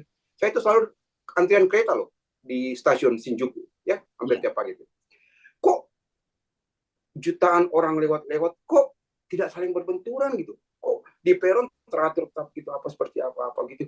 Saya kadang-kadang pikir kok banyak orang sebanyak ini kok tidak saling bertabrakan, semua teratur, semua apa-apa. Di kereta itu cuma ada garis kecil aja loh Pak, saya lihat. Ada di tempat peron antrian itu ada marka yang warna biru dan warna hijau gitu. Jadi orang datang, yang garis biru untuk yang datang duluan menunggu, ya, yang hijau untuk datang belakangan. Jadi keluar kereta, biru duluan masuk, hijau pindah ke biru. Jadi hal-hal yang sekecil ini itu membuat tidak terjadi benturan. Itu saat Anda datang 16 tahun lalu, itu sudah begitu, Pak Zul, atau baru-baru ini? Bukan cuma di kereta, Pak. Kalau Pak Tamsil lama di Jepang, pasti Pak Tamsil akan merasa loh. Begitu mungkin kira Pak Iqbal ya, kok mereka banyak pintar membuat peraturan. Kemana-mana aja masuk di pintar mengatur, dan bagusnya warganya terdidik untuk menaati peraturan. Terdidik. Karena itu sudah ditanamkan sejak dini. Jadi sudah dari masa kecil dan sebagainya. Dari situlah muncul budaya high society. Ini yang paling penting. Jadi banyak negara maju. Kalau saya lihat ya Pak ya, banyak negara maju bisa membangun gedung-gedung tinggi, bisa membangun teknologi tinggi dan sebagainya. Tapi tidak banyak yang sehebat, tidak banyak yang bisa selevel yang Pak Tamsil tadi bilang, hampir semua dompet kembali, hampir semua handphone kembali. Ya. Jadi ada analisa kenapa mereka kembalikan, karena mereka tidak mau menyusahkan orang yang kehilangan. Kasihan, mereka pasti panik. Empati. Jadi mereka kembalikan secepatnya. Nah, atau ya. Bisa saya tanya lagi ini mungkin ke Pak Iqbal atau Pak Mais. Apa karena Jepang masih punya raja gitu bahwa adat itu masih dijaga atau bagaimana Pak Iqbal? Karena dia konsepnya masih raja sebagai simbol dan adatnya terjaga gitu ya? Atau karena ada sistem pendidikan yang lain, sistem pendidikan sejak kecil gitu ya? Gimana itu? Terima kasih. Jadi saya selalu kalau memberi kuliah itu untuk memberi motivasi mahasiswa itu utamanya adik-adik yang masih ingin belajar, misalnya melanjutkan S2 S3, selalu saya anjurkan coba kuliah lagi, jangan di Makassar lagi. Kalau memang tidak bisa, ya jangan di Makassar, di Jawa. Itu adalah salah satu bentuk edukasi. Jadi kalau lu lagi ceritanya itu lagi tidak ada perkembangan. Jadi kita yang sekolah di luar negeri itu sebenarnya kita tidak belajar tentang tidak hanya belajar tentang ilmu yang kita, tapi kita juga belajar berbagai macam. Jadi belajar tentang bagaimana etos kerja orang, bagaimana kehidupan di lingkungan kita. Jadi saya kira itu. Jadi saya tulis juga di bab yang 16 ya tentang Nobel puasa ya. Saya membaca ya. Jadi saya tulis di situ bahwa kita tidak bisa pungkiri memang itu bahwa sistem pendidikan dan kecerdasan itu memiliki ikatan yang sangat erat ya. Jadi perkembangan dunia itu yang semakin canggih tentu didorong oleh kecerdasan daripada masyarakatnya juga seperti itu. Jadi education sangatlah penting. Kemudian kalau kita perhatikan bagaimana sistem pendidikan di Indonesia mulai dari usia dini dengan pendidikan di Jepang kan ya boleh dikata jauh beda ya, karena kita kan mementingkan bagaimana mereka dari usia dini itu ditanamkan memang suatu karakter. Kalau kita kan lebih ke nilainya, bagaimana supaya dia ranking 1, ranking, pokoknya dia harus tertinggi seperti yang dituliskan juga di Pak Sur di bab-bab awal itu, bahwa persaingan seperti itu yang kadang membuat mereka karakternya tidak terbangun ya, budaya bersaing yang tidak sehat ceritanya. Ya tentu awalnya seperti itu dan berakhir nanti kalau dia menjadi seorang pejabat atau apakah, ya itulah yang terjadi yang kita temukan sekarang ini. Jadi dari kecil memang kan sekarang dari usia dini itu ditanamkan mereka bagaimana menghargai orang, bagaimana bekerja sama, bagaimana mencintai lingkungan dan sebagainya. Gitu Pak Tamsil. Oh iya. Jadi sebenarnya saya tetap optimis bahwa suatu waktu Indonesia akan bisa seperti Jepang, tapi mungkin masih butuh waktu lama ya. Karena saya kira di zaman dulu, zaman Edo Jida itu ya, Indonesia juga seperti kita juga kondisi-kondisinya nanti setelah restorasi Meiji itu baru mulai titik awal perkembangannya. Jepang mulai berkembang ya, kemudian mulai mengirim orang-orangnya ke luar negeri untuk belajar dan kembali mengembangkan negerinya. Dan Jepang itu juga itu sangat didukung oleh akademisi ya, dan pengusaha yang tingkat menengah ke atas, karena mereka menyadari ketika waktu menang melawan perang lawan Rusia ya pada tahun 1900 sekian itu, mereka sudah setara sebenarnya dengan negara-negara lain, tapi merasa kurang dari hal industri dan lainnya, sehingga di Jepang itu di beberapa institusi membangun riset tentang kimia, fisika. Nah, itu yang membuat, jadi kembali lagi bahwa edukasi yang sangat penting.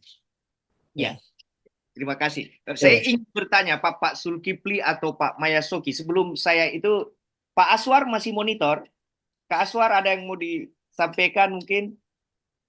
Nah, ini ada Dul Nur juga, dosen di Jakarta ya, dia bergabung juga di sini. Terima kasih, Kak Aswar. Nah, ini saya ingin confirm ke Pak Zul atau Pak Masayoshi ya. 3 minggu lalu di Indonesia berita tentang CEO Yamaha, Yoshihiro Hidaka, itu menjadi berita viral dan dikonsumsi oleh kalangan elit. Ya, dia ditikam oleh anaknya, 1 orang ya di rumahnya, dan kemudian 2 minggu kemudian dia mundur dari jabatannya sebagai orang nomor 1 di Yamaha Jepang. Saya sebagai wartawan coba mencari apakah mana beritanya, berita-berita. Sangat sedikit berita di Jepang yang mengulas tentang pengunduran diri ini. Terus saya bertanya ke seorang teman di Jakarta, kenapa? Karena media-media besar di Jepang itu sangat menghargai kerjasama. Jadi karena Yamaha mungkin sudah lama, sudah 100 tahun, dia bekerja sama dengan media besar. Tapi yang menarik adalah cerita pengunduran dirinya. Dia, perusahaannya bilang, terserah Anda. Ya, Anda mau mundur atau tidak, ini kasus pribadi Anda. Tapi dia memilih mundur karena mengaku sudah menyusahkan perusahaannya. Ya, nama perusahaannya tercoreng. Tapi sebelum-sebelumnya juga banyak pejabat Jepang yang mundur dari jabatannya, Perdana Menteri ketika melakukan kesalahan yang sepele. Nah, ini Masayoshi-san, apa itu? Kenapa? Apa itu ikigai? Atau tidak mau menyusahkan orang, atau bagaimana itu Pak Zul, bisa dijelaskan waktu 2-3 menit ini? Ya. Itu tergantung pribadi Pak. Tergantung pribadi ya. Tergantung pribadi, tergantung kasus itu. Kalau mundur karena orang yang berjabatan itu tidak bagus, jadi harus kembali, harus mundur. Kalau saya mau kerja lagi juga mungkin. Ya. Ini menariknya ini Pak Sul, sebab dia yang menjadi korban, ya, tapi dia yang mundur gitu. Gimana itu? Pak Sul bisa kasih cerita sedikit insight tentang ini, gimana ini Pak Sul? Jadi memang itu Pak ya, Pak Damsul, memang budaya mundur itu memang sudah sangat membudaya di Jepang. Pada saat siapa ya? Jadi pada saat Perdana Menteri, pada saat pejabat melakukan kesalahan, mengganggu ketenangan publik dan sebagainya, itu biasanya mereka mundur atau melakukan kesalahan sedikit saja, meminta maaf secara resmi, ambil. Setelah itu biasanya dalam skala besar, biasanya disertai dengan langkah mundur, dengan dalam skala kesalahan yang besar gitu. Nah, itu sudah budaya. Kenapa? Karena mereka ingin memberi kesempatan kepada penggantinya segera mengganti untuk merubah semua, untuk berusaha melakukan renovasi environment yang selama ini agar bisa kembali normal. Jadi kadang-kadang aja masih kasus belum sudah langsung mundur, itu sudah biasa. Ya. Jadi permintaan maaf itu sudah sangat membudaya. Jadi kan mundur kan budaya, mundur dengan pertama kan mungkin 1 set Pak ya. Jadi 1 set. Jadi melakukan kesalahan, minta maaf, mundur. Itu biasanya kalau dalam skala besar sudah 1 set, ya biasanya sudah dalam skala. Jadi karena memang budaya minta maaf itu sudah sangat membudaya di sini Pak Tamsil. Kita naik kereta aja terlambat semenit nggak berhenti minta maaf. Saya itu hari saya naik bus umum terlambat 2 menit saja, itu sopirnya di mic minta maaf terus, mohon maaf kami tidak terlambat 2 menit dari jadwal. Padahal saya lihat benar bahwa dia terlambat karena naikin wheelchairnya orang tua di belakang itu. Masya Allah. Hanya untuk menaikkan kursi roda orang tua di rumah, dia terlambat 2 menit, tapi tetap begitu. Jadi ada orang bilang kalau terlambat kerja pun minta maaf dulu. Nah, tapi kadang-kadang saya bilang, kadang dalam kondisi yang skala besar yang bisa merusak tatanan keseluruhan, merusak tatanan negara, merusak tatanan perusahaan dan sebagainya, itu memang biasanya disertai langkah mundur. Itu sudah budaya dari dulu. Itulah high quality trust yang salah satu. Sudah, kalau sudah tercoreng, sah. Ya, itu saya kaget betul Pak itu, sebab dia ini siapa? Yoshiro Hidaka, usianya 61 tahun, 33 tahun bekerja di Yamaha mulai kecil, ya, 38 tahun dan mencapai puncak tertinggi sebuah perusahaan motor terbesar di dunia ya, itu ya, bukan cuma di Jepang, dan dia ditikam oleh anaknya, tapi karena dia menjadi ini itu, saya susah menjelaskan itu Pak, bagaimana ini orang seperti ini. Di Jepang itu biasa ya ternyata. Mungkin sudah budaya Pak Iqbal ya, seperti itu. Ya. Biasa. Ya, biasa. Itu sirinya betul lah itu dibilang Pak Matsuchiko di Unhas itu. Kalau orang Jepang katanya malu, dia bunuh dirinya. Kalau tidak itu, kalau orang Bugis, dia bilang dia bunuh orang lain. Ya, itu dikutip sama Pak Yusuf Kalla, Pak Zul, Pak Iqbal waktu kita ya. Di sini ada beberapa peserta ya. Ada Lita, ada siapa, sebelum sambil menunggu 15 menit ke depan kita menunggu siapa?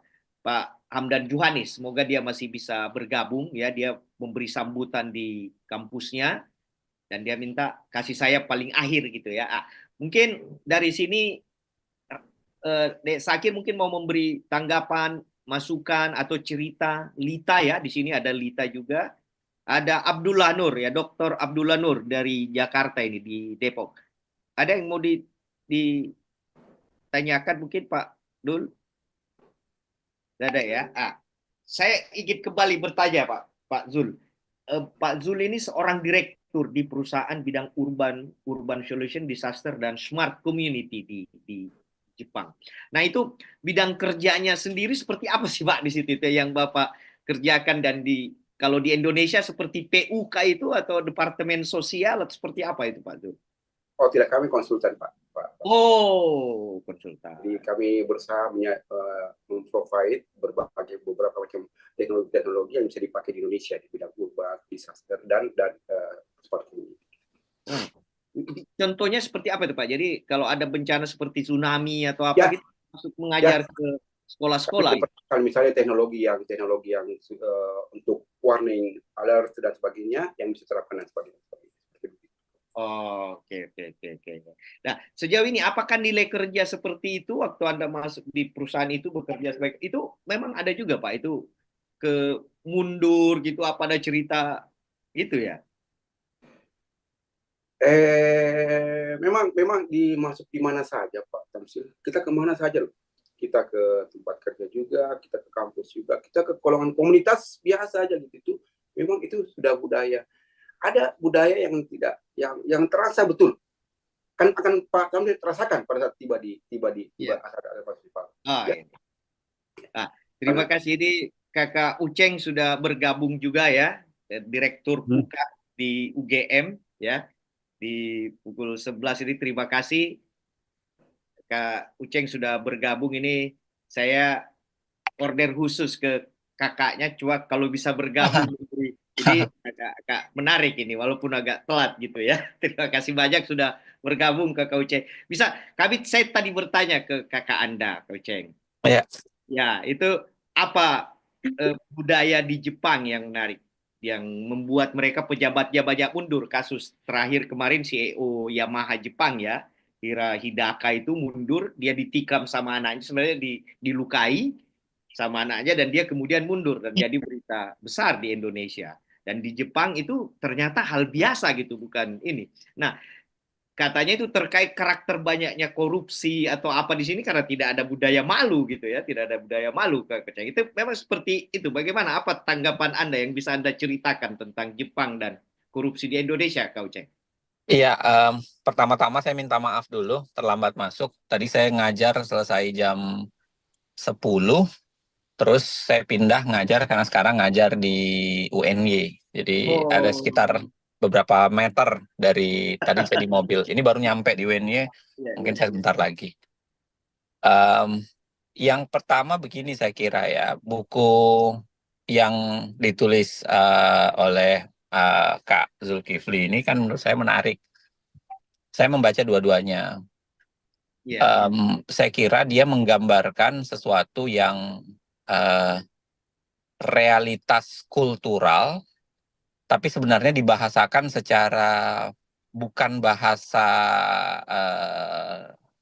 antropologis atau sosiologis ya, tapi bahasanya itu lebih bahasa yang sederhana yang semua orang barangkali bisa nikmati, orang bisa baca. Nah, tentu kira-kira ya. tentu misalnya budaya malu tadi kan disinggung beberapa kali sebenarnya dalam tulisan Pak Zulkifli ya. Beberapa kali disinggung tuh soal budaya malu, mengundurkan diri, budaya tidak enak kalau mengotori benda publik. Saya kira ini melengkapi barangkali keheranan kita terhadap negara kita ya, yang misalnya kalau indeks-indeks keislaman atau negara Islami, saya kira Jepang selalu dapat indeks bagus tuh, padahal iya kan, karena kan ada riset yang menjelaskan tuh bagaimana indeks negara Islami diukur misalnya dari perilaku anti korupsi, perilaku kemudian melihat benda milik publik itu harus jangan dirusak, akuntabilitas publik, akuntabilitas sosial, itu kan riset-riset yang menjelaskan betapa kemudian negara seperti Jepang itu dianggap sebagai Islami dalam tanda kutip dibanding negara kita. Nah, tapi memang mengherankan untuk negara seperti kita yang malah barangkali termasuk 5 besar negara yang paling banyak menyebut nama Tuhan dalam semua lingkar. Kan ada juga risetnya itu kan. Kita masuk negara pidato gitu ada ya, undang-undang Iya, kita termasuk gitu ya. Negara dikit-dikit subhanallah, astagfirullah, tabarakallah, itu rajin banget kita menyebutkan. Tapi nah saya kira buku ini barangkali bisa dipakai untuk berkaca. Termasuk soalan yang disebutkan tadi, misalnya soal anti korupsi. Budaya malu, buku ini kan tidak menjelaskan soal konteks sejarah budaya malu, bagaimana konsepnya, tentu bukan bahasa teori sosiologis ya. Tapi bayangan saya buku ini tuh memberikan gambaran sederhana bahwa betapa penting yang namanya standar-standar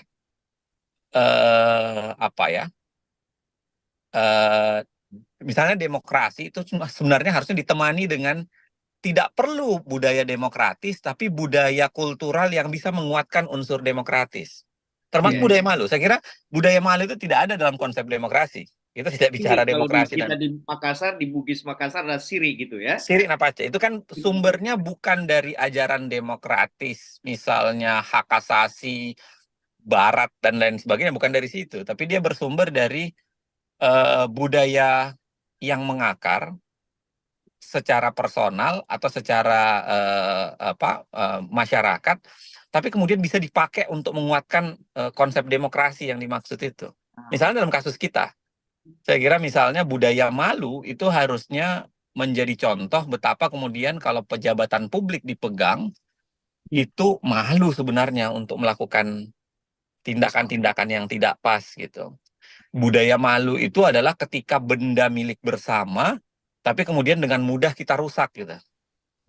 Atau budaya malu pribadi gitu ya, itu kan sudah kepentingan pribadi. Budaya malu itu misalnya ada handphone ditulis dalam beberapa kali saya lihat dalam tulisannya Pak Zulkifli. Orang meletakkan benda yang bukan miliknya itu tidak akan disentuh oleh orang lain. Karena dia merasa dia tidak punya malu misalnya untuk mengambil.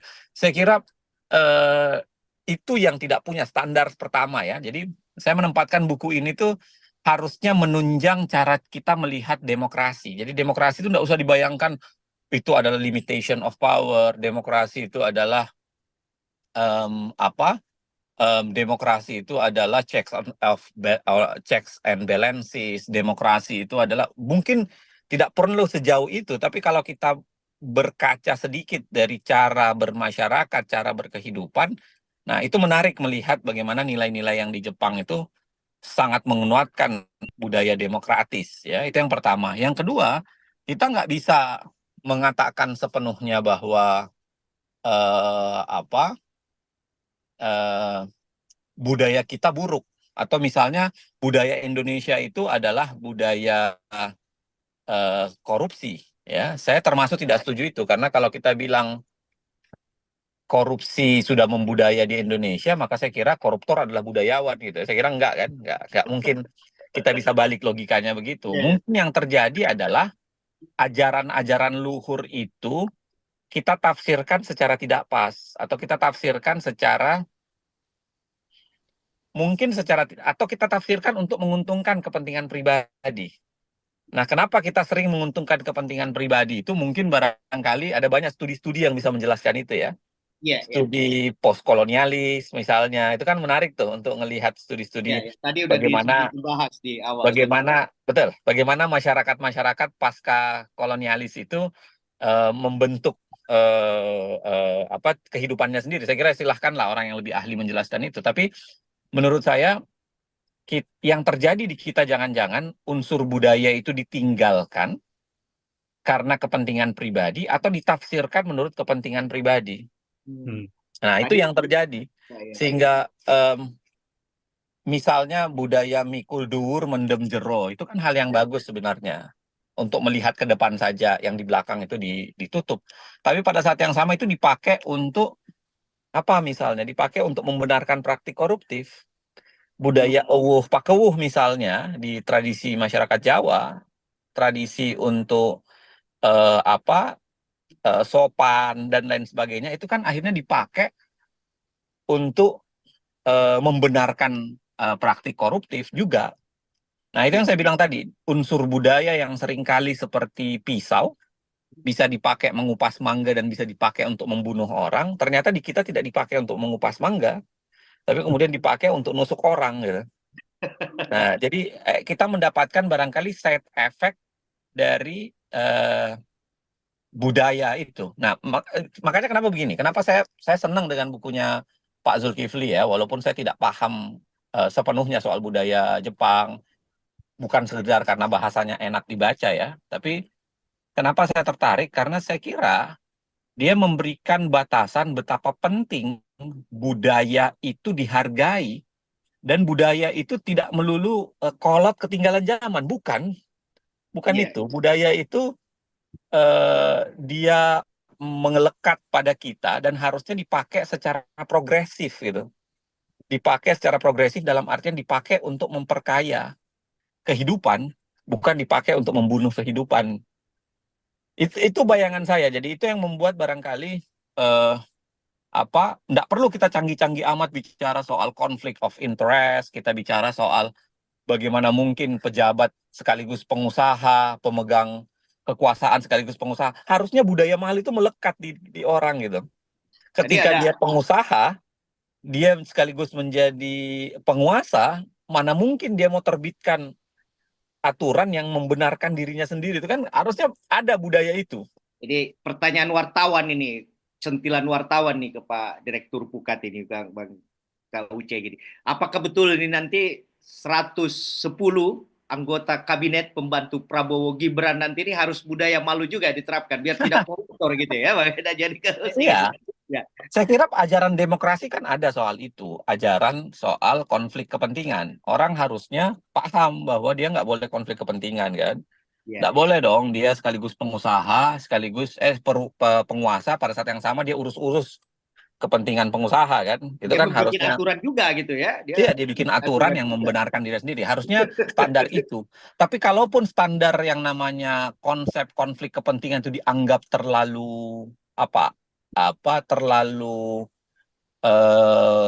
terlalu panjang kalau mau dipikirkan. Saya kira kembali ke budaya-budaya itu tadi. Konteks budaya malu, konteks budaya untuk mengatakan ini adalah benda milik bersama, konteks budaya tahu bahwa ini bukan milik kita, konteks budaya jangan diambil. Nah, itu barangkali yang menjadi besar. Saya kira bukan hanya 110 menteri yang ada sekarang ya, kandidat orang yang dipanggil itu, tapi itu berlaku untuk kita semua. Termasuk teman-teman wartawan, termasuk teman-teman dosen, termasuk teman-teman yang pemegang jabatan birokrat, pemegang jabatan saya lihat Pak Yohanis, saya kira itu berlaku. Apalagi memang nilai kemanusiaan kita kan itu dibangun dari cara kita membangun budaya. Itu barangkali. Terima kasih Kak Uceng. Saya minta maaf. Iya, tidak apa-apa. Lanjut. Terima kasih banyak sudah memberi sangat berharga buat kami ini, memberi bobot dari Waalaikumsalam. Ini. Ya, salam hormat buat pembicara yang lain. Minta maaf, saya nggak bisa menyapa. Ya, silakan. Terima kasih banyak sudah bergabung. Ya, kita sampai di akhir diskusi kita ya. Jadi jam 10 sampai jam 11.30 ya. Ini lewat 1 menit. Saya mau coba budaya Jepang tapi agak molor sedikit juga. Kenapa Tribun memutuskan menerima tulisan Pak Zul sebagai artikel rutin? Disebutkan tadi oleh Pak Uceng, adiknya ya, bahwa dia bisa dibaca oleh semua orang. Bahasanya sederhana, asik, ringkas, tapi value dari tulisan itu bisa segera kita maknai. Begitu juga tulisan Pak Iqbal tentunya yang biasa di Fajar gitu ya. Terima kasih banyak. Ini tidak sempat kita menunggu lagi. Saya akan sampaikan permintaan maaf ke Rektor UIN nanti, Prof. Hamdan Yohanis, bahwa kita meninggalkan dia. Dia sudah hadir menunjukkan waktunya, atensinya untuk ini. Terima kasih banyak sudah memberi audiens Tribun Timur ya, Tribuner sudah. Ini ada Prof. Hamdan Yohanis ya. Di akhir kita kasih kesempatan dulu memberi. Prof. Ya. Assalamualaikum. Ya, sudah selesai memberi sambutan, Prof. Waalaikumsalam. Sudah selesai sambutannya, Prof. Oh ya, jadi gimana? Apa yang saya bisa bantu ini? Sorry, Pak Zul. Nih. Tadi ada kelakar dari Prof. Iqbal bahwa orang Jepang itu andaikan dia bersahadat, dia akan langsung masuk surga, Prof. Ya, itu karena Islam itu itu Prof. Iqbal mengambil lahan saya itu, membuat fatwa seperti itu, Pak. Iya, makanya kita terlambat. Jadi ini ada Pak Masayoshi di sini, warga Jepang, ada Kak Aswar, tadi ada Direktur Pukat ya, Pak Zainal Arifin bergabung juga. Ada. Ini Prof. Hamdan, ini kita terakhir ini kita kasih waktu ini. Kenapa? Apa yang menyebabkan ini Jepang kehidupan? Anda beberapa kali mungkin ke Jepang ya, ke sana. Oke. Siapa Tamsil? Terima kasih Pak Zul, saya mohon maaf. Saya sebenarnya sudah dari awal tahu bahwa saya agak sibuk pada jam ini. Tapi saya tidak mau mengecewakan Pak Zul karena beliau sahabat baru saya setelah saya berkunjung ke ke Tokyo dan bertemu beliau, kita terus lanjut dan banyak cerita lucu-lucu saya bahwa saya itu muridnya ayahnya beliau. Iya. Tapi tidak disampaikan di sini. Nanti secara pribadi saya sampaikan ke Pak Tamsil ya. Jadi begini Pak Tamsil. Ada sebuah cerita yang saya kembangkan di ceramah saya dan di seminar-seminar. Ya, bahwa waktu saya kuliah di Australia ada 3 teman saya. Jadi yang pertama itu Pak namanya Kush dari India. Jadi karakternya itu kalau bekerja selalu bicara. Nanti bagus pekerjaannya kalau dia bicara. Makanya film India panjang sekali, Pak. Terus? Nah, terus ada Tomomi Jepang yang saya berteman itu 4 tahun lebih. Ya, Tomomi ini sedikit bicara banyak kerja dan itulah etos Jepang, Pak Tamsil. Ya. Nah, ini Tomomi. Nah, yang ketiga ada Romel yang sekarang guru besar di Universitas Brunei. Itu orang Filipina. Nah, saya bilang Filipina ini kalau saya pelajari karakter bangsanya secara umum, sebaliknya Tomomi orang Jepang banyak bicara sedikit kerjanya. Ya.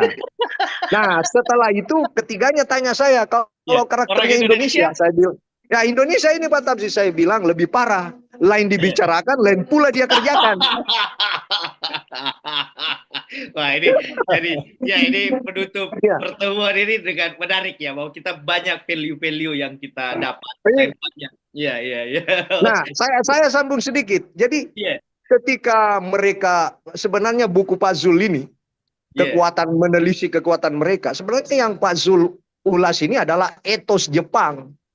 Etos itu kan pendefinisian tentang sebuah ciri karakter sebuah kelompok. Jadi Pak Zul telah mendefinisikan itu, Pak. Jadi Pak Prof Iqbal tidak berlebihan sebenarnya, Pak. Seandainya orang Jepang sudah bersyahadat, mereka yang penuhi itu surga, Pak. Kita dapat imper-impernya nanti. 143 juta penduduk Jepang sekarang ya. Iya, itu sudah banyak juga itu, Pak.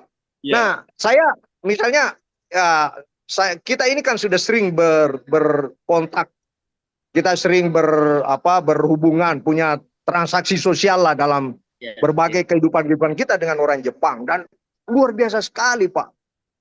Jadi mereka memiliki itu, Pak. Jadi sedikit bicara banyak kerja itu benar itu. Jadi itulah pendefinisian tentang etos, Pak. Jadi itu Tomomi, Pak Tamsil, datang ke kampus itu pertama sekali. Dan saya yang datang ke kampus terakhir sekali. Dia pulang paling terakhir, saya yang paling awal. Jadi dia tanya, kenapa Hamdan pulang lebih cepat? Saya bilang karena saya datang terlambat. Itu sebenarnya bertentangan dengan etos itu, Pak. Etos Jepang itu. Iya. Nah, ini Prof Hamdan ini asik. Kalau menarik ini, Pak. Kalau dia menulis, terus terang ini Prof Hamdan, kalau Anda menulis tidak sebaik Anda bicara. Saya lebih senang Anda mendengar, Anda berbicara dibanding Anda menulis. Oh begitu ya? Kalau karena keluar etosnya, orangnya. Karena begini Pak Tamsil. Pertama saya kan anak penjual obat. Penjual obat itu kan diajar untuk berbicara. Pasti tidak laku obatnya kalau tidak berbicara. Yang kedua, saya kan penceramah Pak Tamsil. Meskipun masih level amatiran, tapi tidak. Kalau kita tidak berbicara dengan baik, kita susah dapat amplop itu Pak Tamsil. Kita jarang diundang, Pak. Ya, untuk jadi penceramah. Cuma Pak Tamsil, jangan salah, Pak. Kalau Bapak mengkritisi saya bahwa tulisan saya tidak sebaik dari penjelasan saya terima. Tapi kita sebagai akademisi, seperti posisi Pak Zul sebagai pengamat terhadap kehidupan sosial, itu harus ditorehkan dalam bentuk tulisan memang, Pak. Betul. Iya. Karena tulisan itulah yang mampu menjangkau batas-batas geografis. Iya. Tulisan itulah yang mampu membuat kita berimajinasi lebih jauh dan melahirkan berbagai macam landasan-landasan berpikir yang mapan, Pak. Apakah postulat, apakah teori, apakah paradigma. Itu dari tulisan-tulisan orang yang dari dulu kita baca. Saya berterima kasih sama Pak Zul yang terakhir ini, Pak Tamsil. Karena beliau selalu mengambil hikmah dari positioning beliau. Sebagai orang Indonesia yang tinggal di Jepang dan selalu mengambil pelajaran dari sana dan membagikan kepada anak bangsa seperti kita ini. Jadi menurut saya itu sangat berharga sekali, Pak. Iya. Terima kasih banyak. Dan Pak Zul memang harus melakukan itu, Pak Tamsil, karena beliau dilahirkan dari sebuah tradisi akademik yang sangat menonjol memang. Ya, saya pengikut setia dari ayah beliau. Iya, pengikut setia ya secara ideologi keberagamaan, pikiran-pikiran, tulisan-tulisan. Dan rupanya terlepas dari profesi Pak Zul ini, rupanya beliau tetap mewarisi keilmuan dan semangat intelektualitas yang telah diusung oleh ayahanda beliau. Jadi sekali lagi terima kasih. Mohon maaf saya tidak maksimal berkontribusi di sini. Terima kasih Prof Hamdan ya. Saya sering menghadiri beberapa pengukuhan profesor guru besar di UIN teman saya, dan saya memang menikmati narasi-narasi lisan Anda dan baca juga tulisannya rutin di grup gitu ya. Saya langsung mengatakan kalau dia berbicara berbeda dengan dia menulis gitu. Ini beda dengan Pak Zul, sedikit bicara tapi tulisannya keren ini di akhir ini sama Prof. Berarti beliau sudah terpengaruh dengan etos Jepang, Pak Tamsil. Iya, iya. Dia tidak tahu. Terima kasih banyak kita di akhir Makasih acara. banyak, Bro. Pak Iqbal, saya Oke, makasih Pak Sul, makasih Pak Tafsir. tulis Makasih di banyak, Bro. Ya. kolom di Tribun ya. Kepada Ya. semua di sini Kak Aswar, terima kasih. Audiens sudah hadir, Tribuners. Kita sampai, semoga diskusi begini kita bisa bikin buku-buku yang lain. Nanti bulan depan bukunya Prof. Amran akan kita launching juga di Tribun ya. Kami mengundang teman-teman yang mau mendiskusikan bedah buku, Tribun menyiapkan. Siap. Iya, iya. Oke, selamat Pak Sul. Terima kasih Pak Tafsir. Terima kasih banyak. semua Pak Iqbal dan teman-teman semua. Ya.